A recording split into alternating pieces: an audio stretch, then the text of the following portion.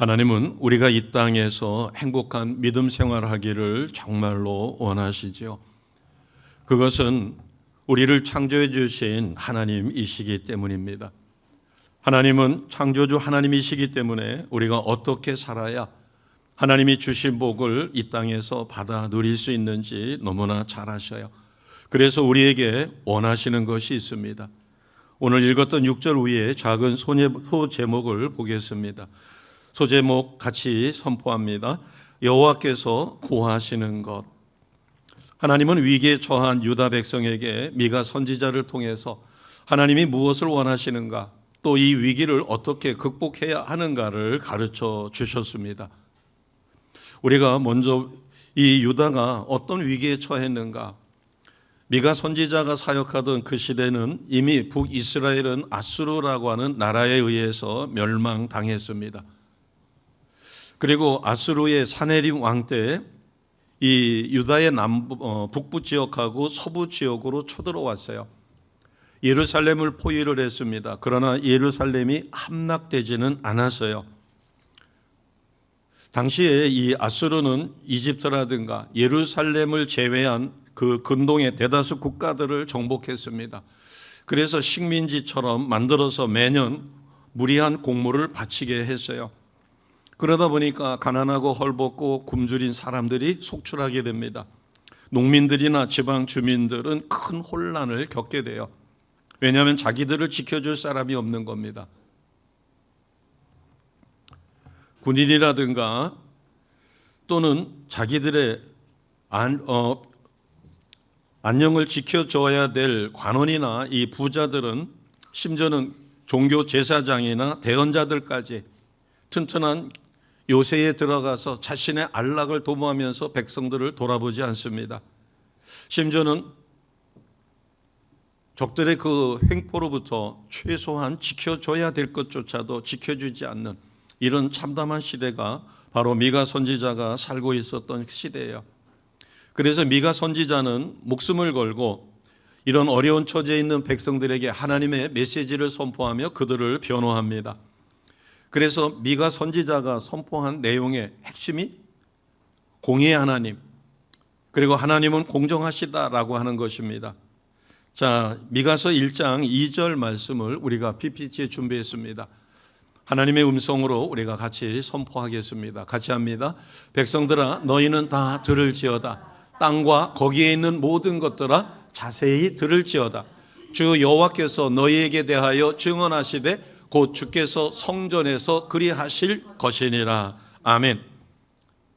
오늘 우리는 남쪽 유다만 위기에 처한 것이 아니라 우리가 살고 있는 지금 이 시대도 김정은에 의해서 전쟁 위기가 도발되어 세계에서는 곧 전쟁이 일어나는 줄 압니다.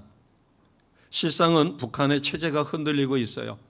젊은이들이 K-팝이라든가 K-드라마라든가 통제를 하지만 어느새 그것이 만연되어 있다 보니까 10대, 20대 청소년들은 국가의 통제가 미치지 않는 것입니다. 그래서 김정은은 체제에 대한 굉장한 위협을 느끼자 이것을 대외적으로 전쟁 위기를 고조시켜서 자체를 정화시키려고 하는 그런 목적도 있습니다. 또 경제가 너무너무 어렵죠. 그러다 보니까 인민들의 불평, 불만은 그게 치닫게 됩니다. 눈을 들여 우리를 보게 돼도 우리의 경제 침체로 인해서 사회적인, 정치적인 여러 가지 혼란들이 나타나고 있습니다. 또 미래가 암담하다라고 이야기하죠. 절대 인구 절벽에 우리는 노년들은 많아지고 젊은이들은 적어지는 기이한 현상 속에 있게 됩니다. 사람들이 이런 위기에 처하게 되면 어떠한 진리에 대해서 둔감해져요. 참된 진리가 있음에도 불구하고 자기가 그 위기 상황을 극복하기 위해서 애를 쓰다 보니까 자신의 생각에 빠지거나 아니면 자기가 욕망하는 바를 이루어 가려고 합니다. 그래서 진실을 못 봐요. 그리고 왜곡된 진실에 잘 속습니다. 그리고 무엇인가 자신의 노력으로 해결해서 그러나 결국 그것조차도 실패합니다. 그러나 신실한 믿음의 사람은 위기가 왔었을 때 두려워하기보다 그 위기가 왜 왔는가 해서 먼저 하나님 앞에 무릎 꿇고 하나님 앞에 묻는 거죠. 하나님, 이러이러한 어려움이 있습니다. 이 어려움이 왜 어디서 어떻게 왔을까요? 깨달라고, 믿음의 눈을 열어달라고, 그리고 자기 자신을 돌아봅니다. 그리고 잘못된 것이 무엇인가 철저히 회개하고 하나님 앞에 그 회복을 위해서 노력하게 돼요. 이스라엘 백성들은 위기가 처했음에도 불구하고 하나님 앞에 무엇 때문에 이런 어려움이 왔는가? 하나님의 어떤 불의함 때문이 아니라 자신들의 잘못으로 인하여 어쩔 수 없이 하나님은 이런 상황을 만드셨을 텐데 거기에 대한 돌이킴이 없는 겁니다. 자, 6절을 보겠습니다. 6절을 보시면 위기 상황에 이스라엘 백성들은 하나님에 대해서 하나님이 왜 이런 상황을 허락하셨을까? 우리는 하나님의 선민인데 우리가 틀림없이 뭔가 잘못한 게 있다라고 깨닫는 것이 아니라 자신들의 생각대로 이 위기를 극복하려고 합니다. 그게 6절에 이렇게 표현되어 있습니다. 같이 선포합니다. 내가 무엇을 가지고 여호와 앞에 나아가며 높으신 하나님께 경배할까? 내가 번제물로 1년 된 송아지를 가지고 그 앞에 나아갈까? 아멘. 하나님은 천지를 창조하신 하나님이에요. 하나님은 가난한 분이 아니셔요. 하나님은 이런 재물에 눈이 머신 분이 절대로 아니시죠. 이스라엘 백성들은 하나님께 드릴 재물을 무엇을 찾을까, 무엇을 드릴까, 이것을 궁리하기 전에 먼저 하나님이 왜 이런 상황을 허락하셨는가를 봤어야 될 것입니다. 우리가 오해하지 마셔야 합니다. 하나님은 제사 받기를 원하십니다. 오늘날 표현은 하나님은 예배 받기를 원하셔요. 그래서 예배를 통하여 하나님은 놀라운 은혜도 주시고 예배를 연락하시고 예배를 통하여 죄사함도 주시고 복도 주셔요. 그런데 하나님이 싫어하시는 예배가 있어요. 진심을 다하지 않고 신령과 진정으로 성령에 사로잡혀 드려지는 예배가 아니라 자기의 목적 달성을 위하여 하나님을 이용하고자 하는 예배는 하나님이 싫어하셔요. 우리가 누군가가 나에게 어떠한 내가 잘한 것이 있었을 때 칭찬을 해줄 때 진심을 담아서 아우 참 잘했네요. 멋져요. 이러면 그게 그 사람의 마음이 실렸는지 안 실렸는지 알아요. 그런데 전혀 마음이 실리지 않는 그냥 립 서비스를 합니다. 우리가 백화점이라든가 조금 고급스러운 상점에 가면 어서 오세요 이렇게 인사하는 거를 볼 수 있어요. 근데 여기가 근질근질해요. 어떨 때는 로봇이 인사를 할 때가 있어요. 그것도 로봇이 비가 오나 눈이 오나 백갓에다 세워져 가지고 배꼽을 해가지고 어서 오세요 해서 그 특유의 AI 음성으로다가 어서 오세요 뭐 하세요 뭐 하고 이렇게 하는 게 있어요. 인천공항에 가면은 길잡이도 인공 로봇이 해줍니다. 근데 거기에는 영혼이 담겨져 있지 않죠. 그래서 우리가 무엇을 누군가에게 칭찬을 하거나 덕담을 할 때는 정말 진심을 담아서 해야만 상대가 그것을 받아들일 수 있어요. 하나님은 예배를 원하셔요. 그러나 형식적인 예배, 마음이 빠져있는 예배는 결코 원하지 않으신다. 구약시대로 돌아가서 이야기하면 하나님은 제사를 받으십니다. 그런데 어떤 제사를 안 받는가 하면 마음이 실려 있지 않는 제사는 안 받으신다. 자, 6절에 보게 되니까 내가 무엇을 가지고 여호와 앞에 나아갈까? 1년 된 송아지를 가지고 나가면 될까? 7절에 보니까 천천의 순양이에요. 어마어마하게 많은 1000마리 순양을 드리면 될까? 만만의 강물 같은 기름을 기뻐하실까? 하나님 앞에 드려지는 기름이 얼마나 많으면 흘러 넘쳐서 강을 이룰 정도로 그렇게 드리면 될까? 심지어는 내 허물을 용서받기 위하여 내가 가장 사랑하는 내 맏아들을 드리면 될까? 오늘 6절 말씀을 통해서 우리가 거꾸로 생각하면 미가 선지자는 하나님은 유다 백성을 사랑하셔요. 그리고 유다 백성을 통하여 후에 메시아이신 예수께서 이 땅에 오실 것을 미가 선지자가 선포한 사람인 겁니다. 예수님의 탄생을 미가가 예언했죠. 그래서 미가는 하나님은 유다 백성을 사랑하신다는 것을 선포하는 거예요. 그러면서 하나님께 드릴 제물이 중요한 게 아니라 하나님 앞에 먼저 참된 회개를 통하여 하나님이 원하시는 것을 드리라는 겁니다. 자, 결론적으로 가게 되면 8절을 보세요. 그래서 6절 앞에 소제목이 여호와께서 구하시는 것 이렇게 써져 있어요. 그러면 여호와께서 구하시는 것이 무엇인가? 자, 8절을 통해서 먼저 우리가 결론을 보도록 하겠습니다. 8절 같이 갑니다. 사람아, 주께서 선한 것이 무엇임을 내게 보이셨나니 여호와께서 내게 구하시는 것은 오직 정의를 행하며 인자를 사랑하며 겸손하게 내 하나님과 함께 행하는 것이 아니냐. 아멘. 6절과 7절이 아니라 8절을 하나님은 원하신다는 거예요. 18세기 중반에 일어난 무교주의 운동이 우리나라에도 큰 영향을 줬습니다. 그래서 교회가 필요 없다는 거예요. 형식이 필요 없다는 거예요. 예전이 필요 없다는 거예요. 물론 거기에도 전혀 일리가 없는 얘기는 아니에요. 조금은 있어요. 우리가 자칫 잘못 예배가 형식에 빠져 매너리즘에 빠져버리면 형식주의가 돼요. 그러나 형식은 필요합니다. 어떤 면에서 형식이 필요할까요? 제가 군에 처음 갔었을 때 오합지졸이었어요. 연병장에 모이라고 그러니까 한 15분이 넘게 걸린 것 같아요. 그래가지고 영락없이 기합을 받았죠. 근데 군대도 가면 제식 훈련을 시킵니다. 뭐 앞으로 가, 뒤로 돌아가, 좌양 앞으로 가, 우양 앞으로 가, 뭐 우양 우, 좌양 좌 해가지고 제식 훈련을 시키는데 참 무지한 방법 같아요. 그러나 시간이 지나면서 15분, 20분 걸리던 한 1,500명이나 되던 훈련병이 그런 제식 훈련과 몇 번에 걸쳐서 반복된 걸로 하니까 얼마 후에 비상 사이렌이 울려 퍼졌을 때 연병장에 모이는데 딱 3분 정도니까는 딱 정렬을 해서 그래서 제군들 잘했다라고 칭찬하더라고요. 이게 제식 훈련의 힘입니다. 단순한 것 같지만 반복 훈련을 통해서 몸에 익혔을 때 전체가 움직이고 집합하고 행동하는데 일사불란하게 움직일 수가 있어요.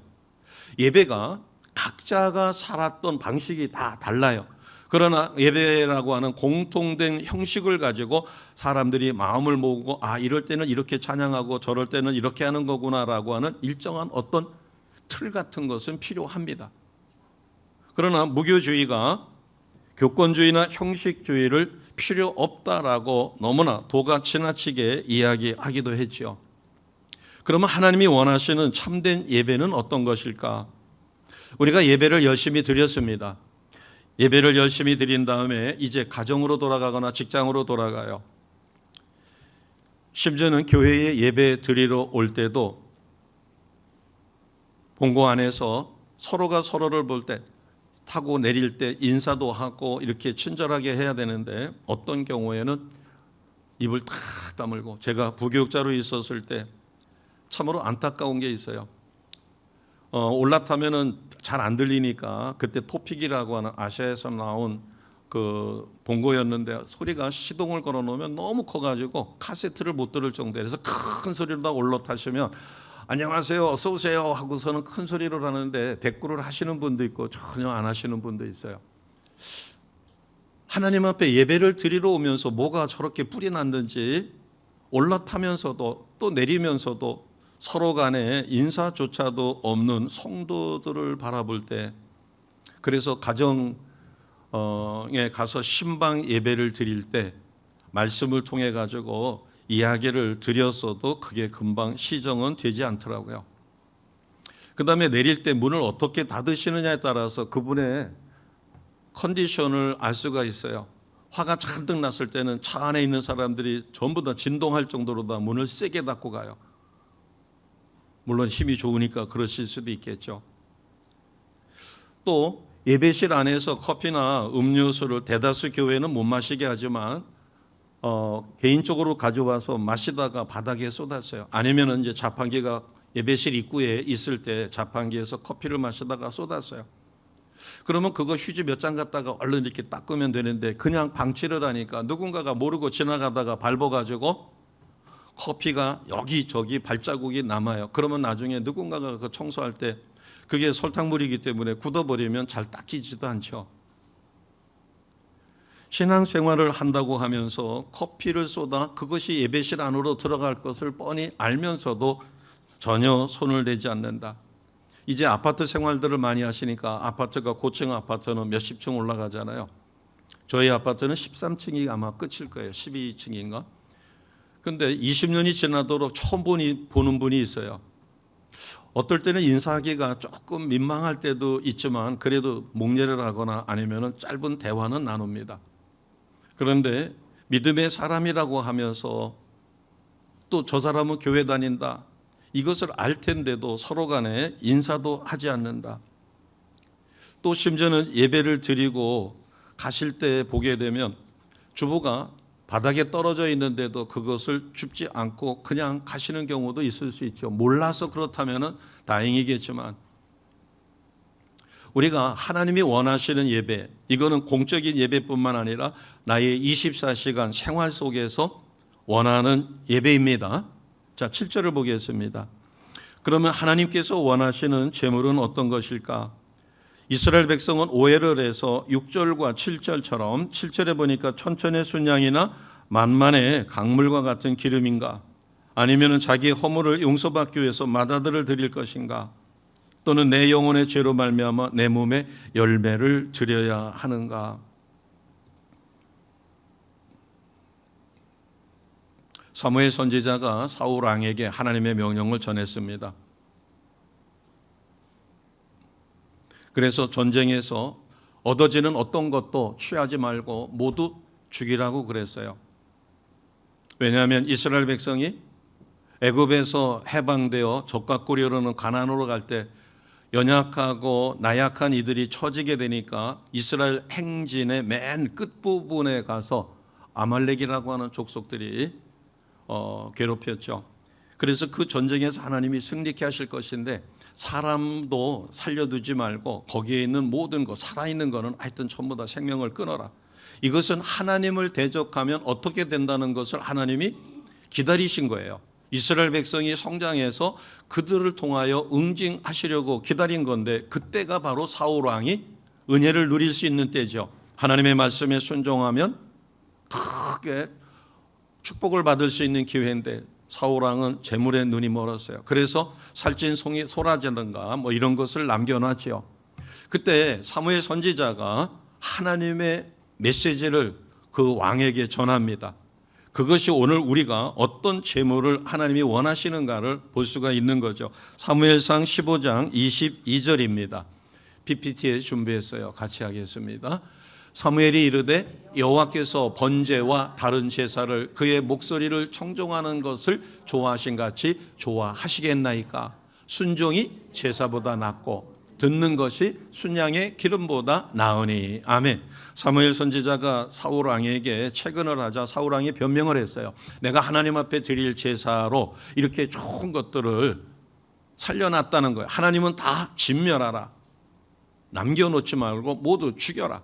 왜냐하면 하나님을 대적했기 때문에, 하나님이 택한 백성 연약한 부분을 대적해서 그들을 괴롭혔기 때문에 하나님은 때를 기다려 사울 왕을 통하여 응징하게 하셨는데 사울 왕은 하나님의 명령을 어겨요. 그리고 변명을 해요. 그랬을 때 사무엘이 뭐라고 얘기하는가 하면 여호와께서 번제와 거기에 드려지는 제물, 그 희생의 피를 좋아하겠느냐? 그것보다 순종이 제사보다 낫다. 그리고 하나님의 말씀을 잘 듣고 따라하는 것이 순양의 기름보다 낫다. 자, 7절하고 비교해 보겠습니다. 천천의 순양이나 만만의 강물과 같은 기름, 순양의 기름보다 하나님의 말씀을 듣고 그 말씀을 실천하는 것이 훨씬 낫다는 사무엘 선지자의 말씀이죠. 순종이 제사보다 낫고 듣는 것이 순양의 기름보다 낫다는 것입니다. 자, 그러면 오늘 말씀의 핵심입니다. 8절을 다시 한번 보겠습니다.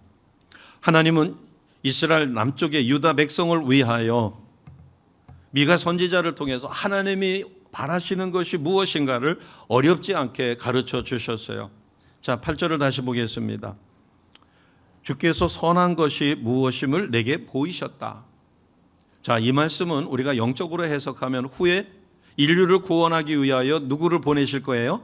메시아이신 예수 그리스도를 이 땅에 보내실 것입니다. 이렇게 볼 수도 있고, 또 8절 본문 자체로 보게 되면 하나님이 선한 것이 무엇인지 세 가지로 여기에 말씀해 주셨어요. 첫째는 뭘까요? 정의를 행하는 것이에요. 장사를 하면서 거짓으로 속여가지고 폭리를 취한다. 그 다음에 남을 속여가지고 재물을 취한다든가 정의가 아닌 거죠. 그래서 하나님이 원하시는 선한 것, 그래서 하나님이 원하시는 것이 무엇인가 하면은 첫째가 정의를 행하는 것이다. 이것은 삶 속에서 우리가 열매를 보여야 하는 것입니다. 세계에서 치안이 가장 잘 되어 있는 나라가 대한민국이라고 합니다. 예, 맞죠. 우리가 카페 같은 데 가서 노트북으로 작업을 하다가 놓고 잠깐 화장실을 가도 그 노트북 누가 훔쳐가지 않아요. 차 마시다가 테이블 위에다가 휴대폰 놓고 가도 외부 사람이 들어와 가지고 뭐 외국인들이 혹시 가져갈는지는 모르겠지만 그 안에 있는 사람들은 남의 것 쳐다보지도 않습니다. 그래서 그것이 진짜냐? 외국 같으면 어림도 없죠. 우리가 뒷주머니에다가 휴대폰을 젊은이들이 잘 꽂고 다니죠. 특히 청바지를 입은 사람은 꽂을 데가 없으니까. 외국 같으면 그거는 가져가세요라고 선전하는 것과 같다 그러더라고요. 어느새 없어지는지 모르는데요. 그러나 우리나라는 그런 면에서 만약에 남의 것을 탐한다. 그것은 첫 번째로 하나님이 원하시는 정의를 행하는 것이 아니겠죠. 자, 두 번째로 하나님이 원하시는 것은 인자를 사랑하는 것이죠. 인자를 사랑하는 것은 이웃을 사랑하는 것입니다. 요즘에 우리나라도 묻지마 폭행이 또 층간소음으로 인해서 살인 문제까지 뭐 등등 여러 가지가 있지만 인자를 베풀라. 하나님이 창조하신 그 생명을 소중하게 여기라는 거죠. 어떤 상황이 오더라도 하나님이 창조하신 사람의 생명을 빼앗는 것은 하나님을 대적하는 것이죠. 세상에서는 살인죄가 되겠지만 하나님 앞에는 인자를 베풀고 사랑해야 하는, 하나님이 창조하신 사람을 해치는 것은 하나님을 대적하는 것이 되는 거죠. 자, 그다음에 우리가 오늘 집중하고자 하는 것은 마지막 세 번째입니다. 겸손하게 내 하나님과 함께 행하는 것. 같이 해보겠습니다. 시작. 겸손하게 내 하나님과 함께 행하는 것. 아멘. 하나님과 함께 행하는 것에 왜 겸손이 들어갔을까요? 물론 겸손은 따로 볼 수도 있어요. 그러나 우리가 하나님을 겸손하게 바라보지 아니하면 하나님과 함께 행할 수가 없겠죠. 여기서의 겸손이라는 것은 겸양지덕을 이야기하기보다 나의 실존을, 내가 어떤 존재인가를 정확하게 깨닫는 거예요. 나는 하나님 앞에 은혜를 얻어 구원받기 전에 죄인이었습니다. 죄인이었기 때문에 나는 어디 갈 수밖에 없었어요? 지옥에 갈 수밖에 없었어요. 지옥에 갈 수밖에 없는, 영원히 멸망당할 수밖에 없는 내가 하나님의 은혜로 구원받았습니다. 그래서 이제는 내가 사는 것이 아니라 내 안에 성령께서 역사하시는 대로 내 안에 계신 예수를 닮아가는 삶을 우리는 사는 것입니다. 그래서 내가 어마어마한 공을 세웠어도 그 공은 전부 누구 거예요? 내 거예요? 하나님 거예요? 하나님의 겁니다. 내가 어마어마한 재능을 가지고 있어요. 다른 사람들이 칭송을 해요. 그러나 그 재능도 원초적으로 따지면 내 거예요? 하나님의 거예요? 하나님의 것입니다. 생명?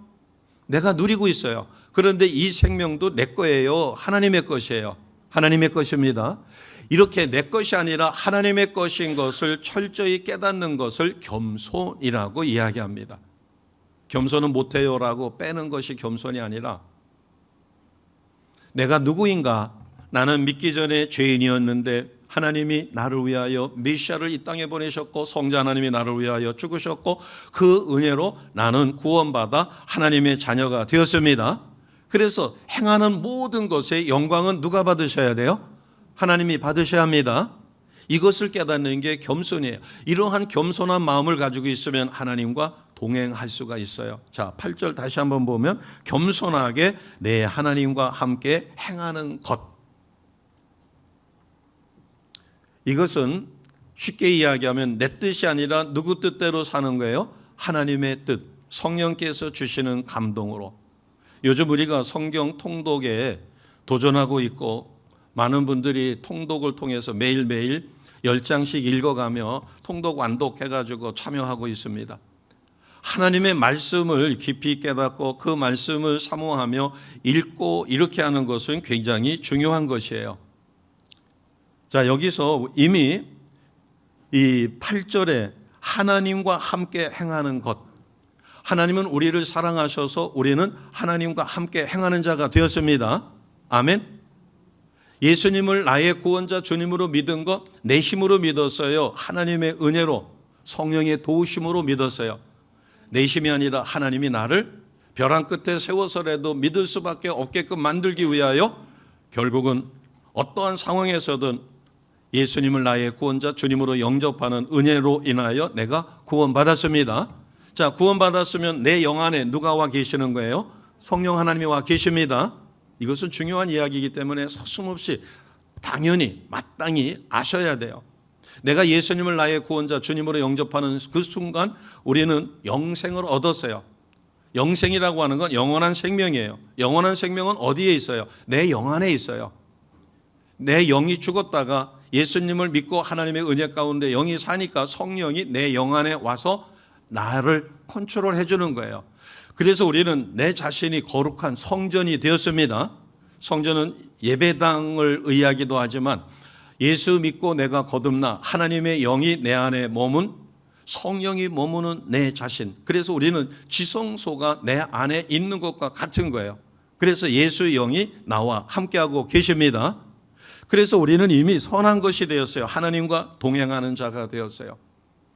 그래서 우리가 마음만 겸손하게 하나님 앞에 구하면, 그리고 영안을 열어달라고 기도하면 하나님은 하나님의 메시지를 우리에게 말씀을 통해서도 주시고 기도의 응답으로도 주시고 또 성령의 능력으로 우리가 깨닫게 만들어 주십니다. 들을 수 있는 것은 설교를 통해서도 들을 수 있고 지나가다가 누가 외치는 소리인데 그게 하나님의 음성으로 들을 수도 있어요. 여러 가지 방법으로 하나님은 나에게 메시지를 전하셔요.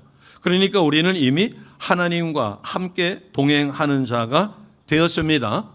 아멘. 그래서 하나님을 믿는 것은 어려운 게 아니에요. 이스라엘 백성은 이미 하나님의 택한 선민이에요. 그리고 오랫동안 하나님의 섬김과 보살핌을 받아왔어요. 그리고 무수히 많은 외부의 적으로부터 하나님이 지켜주셨어요. 그런데 아수르라고 하는 나라가 예루살렘을 포위를 해가지고 아직 함락은 되지 않았지만 어마어마한 어려움을 겪고 있고, 예루살렘 성 안에 있는 자들이 아닌 이들은 적으로부터 엄청난 어려움을 겪고 있는 거죠. 그럴 때 그들은 하나님이 원하시는 바른 제사가 무엇일까? 천천의 양도 아니고 수많은 강물처럼 흘러 넘치는 기름이 아니라 하나님이 원하시는 것, 정의를 행하며 일상 삶에서 선을 행하는 것이죠. 인자를 사랑하고 하나님과 동행하며 하나님 뜻대로 사라지는 것이에요. 그렇게 했었을 때 실수가 있더라도 하나님 앞에 잘못을 고백하고 돌아서면 하나님은 반드시 용서하시고 새로운 삶으로 인도해 주십니다. 그래서 후에 미가 선지자를 통해 메시아가 이 땅에 오신다는 예수님의 성탄을 미가는 예언하게 되는 거죠. 겸손하게 하나님과 함께 행한다라고 하는 것은 노아나 아니면은 주님의 제자들처럼 우리도 주님의 말씀을 따라서 주님과 함께 내 생각을 내려놓고 주님이 주시는 인도하심에 따라가는 생활입니다. 자, 이것을 시편 16편 8편은 이렇게 우리에게 가르쳐 줍니다. 시편 16편 8절 같이 하겠습니다. 내가 여호와를 항상 내 앞에 모시며 그가 나의 오른쪽에 계심으로 내가 흔들리지 아니하리로다. 아멘. 여호와를 항상 내 앞에 모시며, 우리는 여호와의 말씀을 묵상하고 그 말씀대로 살아가려고 우리 마음속에 말씀을 담고 그 말씀대로 살아가고 있어요. 그래서 시편 16편 8절에는 항상 내 앞에 모셨다. 그리고 내 오른쪽에 여호와께서 계시고 주의 능하신 오른손으로 나를 붙들어 주시기 때문에 나는 흔들리지 않음을 고백합니다. 오늘 우리가 나라와 민족의 위기 앞에 어떠한 삶을 살아야 할까?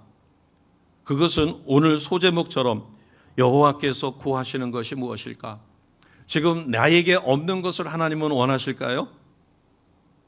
하나님은 아브라함에게 축복을 하셔서 아브라함은 하나님의 말씀을 믿음의 조상이 되기, 만민의 어버이가 되기 전에 애굽으로 내려갔다가 아내를 누이라고 속였다가 이렇게 해서 여러 가지 어려움이 있습니다. 또 하나님이 본토 친척 아비집을 떠나라고 할 때도 75세에 그 말씀을 받았음에도 불구하고 15년을 더 머물다가 떠나게 돼요.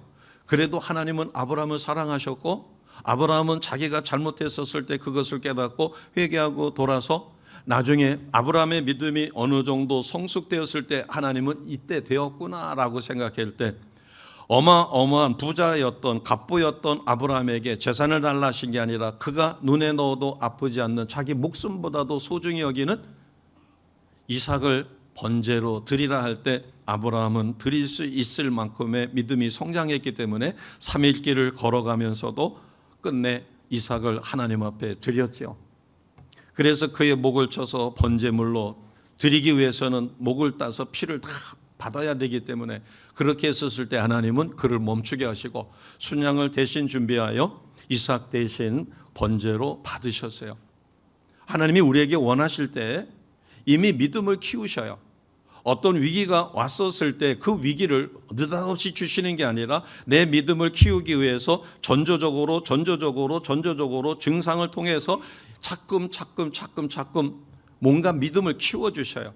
그리고 나서 결정적일 때 내 믿음을 달아보셔요. 하나님은 잔인한 하나님이 절대 아니십니다.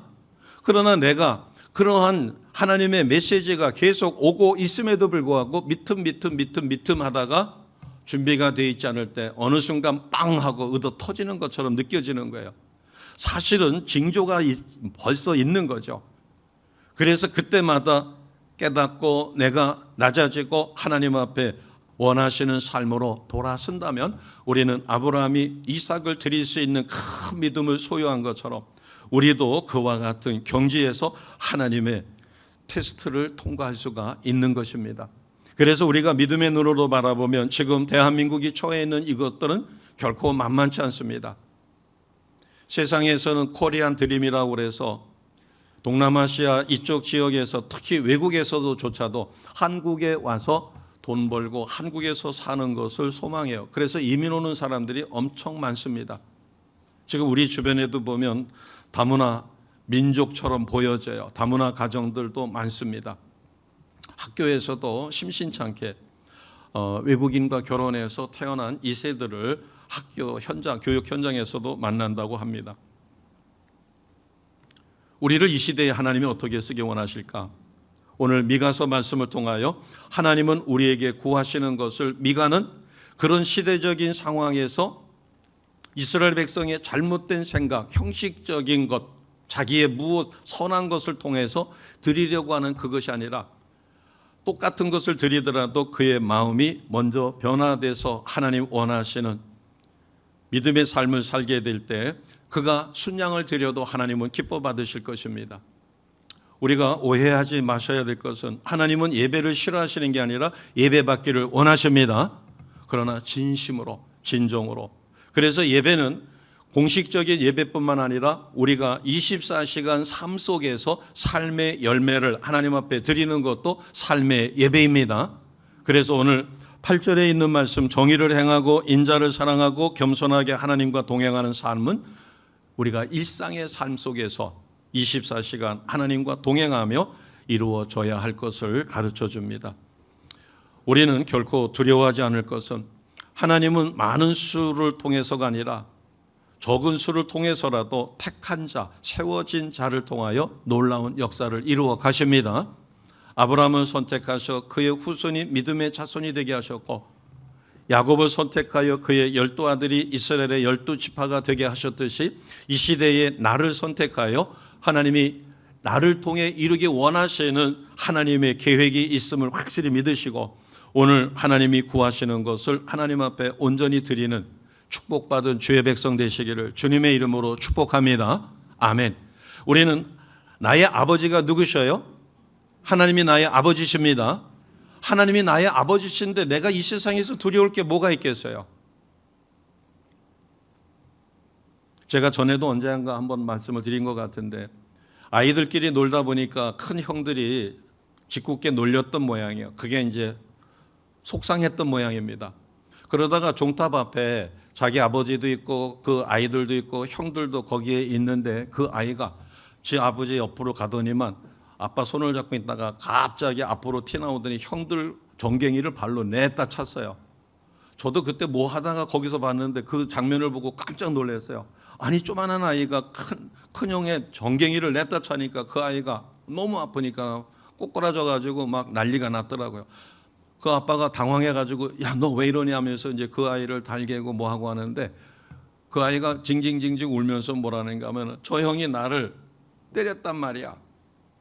얘기를 듣고 보니까 저 아빠가 옆에 있으니까 그 큰 형을 어떻게 할 수가 없으니까 저 아빠 백을 믿고 냈다 종갱이를 걷어찼어야 하니까 얼마나 그 아이가 당돌한지는 모르겠지만 그때 거기서 느끼는 게 야, 내가 저 아이처럼 하나님이 나의 아빠신데 내가 아빠 손을 잡고 있다고 그래서 대적할 수 없는 다윗과 골리앗처럼 그렇게 엄청난 차이가 나는데도 쫓아가서 정갱이를 냈다 차고 저 아빠를 의지하는 저 모습을 제가 바라보면서 나는 저런 믿음이 있는가. 우리가 살아계신 하나님을 의지한다면 우리는 어떤 상황에서도 무너지거나 좌절하거나 낭망하지 않습니다. 왜냐하면 하나님은 창조주 하나님이셔요. 그래서 우리를 이 땅에서 불행하게 살기를 원하시는 게 아니라 행복한 믿음 생활하기를 원하십니다. 우리가 조심할 게 있어요. 행복한 믿음 생활을 원하는 거지 행복한 세상 생활을 원치 않습니다. 우리가 올바른 믿음을 갖고 있으면 우리는 이 땅에서 행복한 믿음 생활을 통하여 이 세상 사람들보다도 더 기뻐하며 내 심령 속에 샘솟는 기쁨으로 인하여 주변 사람들에게 행복 바이러스를 전할 수 있는 행복 메신저가 될 것입니다. 아멘. 내가 우리 가정에서 행복한 믿음 생활을 한다면 믿지 않는 나의 주변 가족들까지도 전도할 수 있고 그들에게도 선한 영향력을 선포할 수 있습니다. 자, 마지막으로 8절 한번 더 보겠습니다. 무엇을 내게 보이셨다고 그랬어요? 주께서 무엇을 내게 보이셨다?